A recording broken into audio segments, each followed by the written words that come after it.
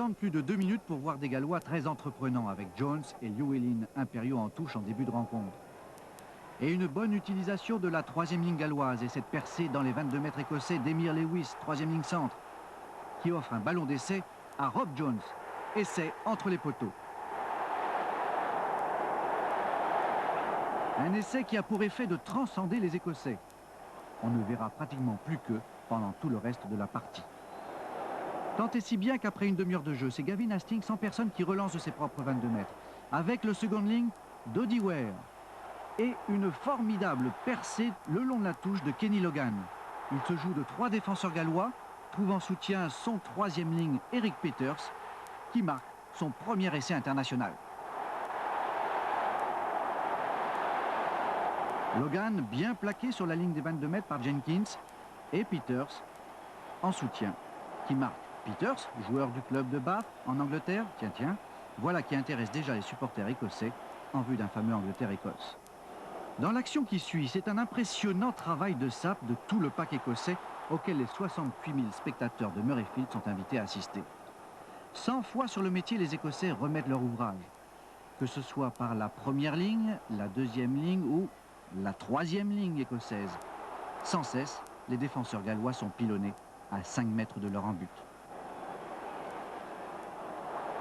Un travail qui finit par payer avec ce coquin de Redpath qui feinte l'ouverture pour entrer dans un trou de souris. Et Hilton, le pilier gauche, qui marque le deuxième essai écossais.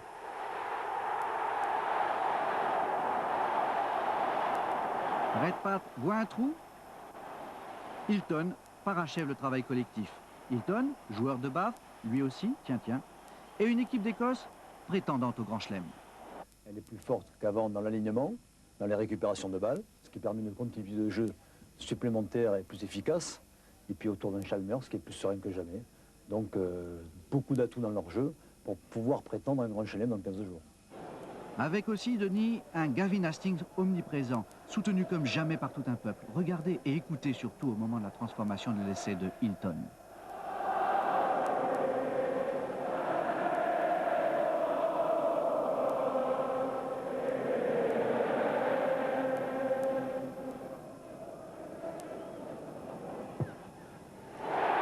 C'est tout un public, tout un peuple qui a transformé avec Gavin Hastings l'essai de Hilton.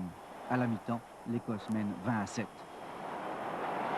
En début de deuxième mi-temps, les Écossais auraient pu aggraver le score après cette attaque, plein champ de leurs 3/4, avec une fois de plus Gavin Hastings intercalé. Mais c'est un minuscule en avant de Chalmers qui les prive de l'essai de Logan, refusé justement par l'arbitre anglais, tiens, M. Lander. Résultat final, 26-13 pour l'Écosse.